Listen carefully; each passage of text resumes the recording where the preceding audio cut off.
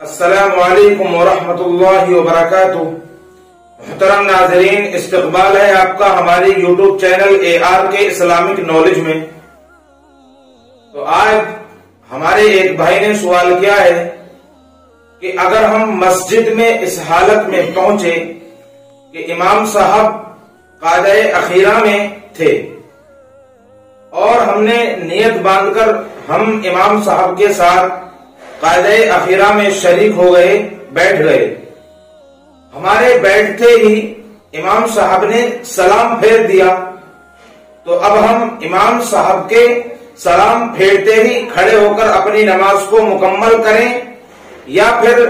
ہم التحیات کو پڑھ کر کھڑے ہو کر اپنی نماز کو مکمل کریں؟ کیا حکم ہے؟ بسم اللہ الرحمن الرحیم۔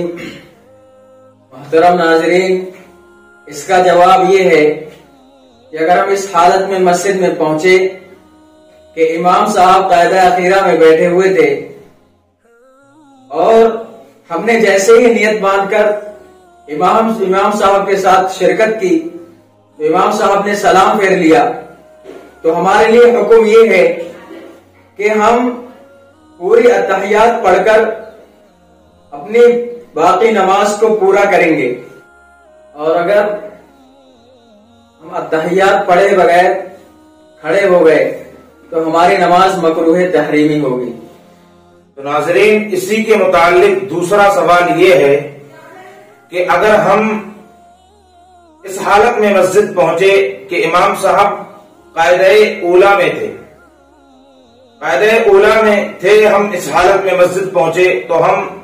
نیت کرتے ہیں اور نیت باندھ کر امام صاحب کے ساتھ قاعدہ اولا میں شریک ہو جاتے ہیں، اور ہمارے قاعدہ اولا میں شریک ہوتے ہی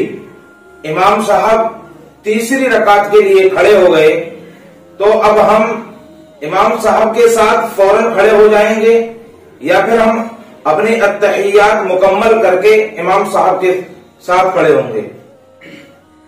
اس کا جواب یہ ہے کہ اگر ہم اس حالت میں مسجد میں پہنچے کہ امام صاحب قاعدہ اولا میں تھے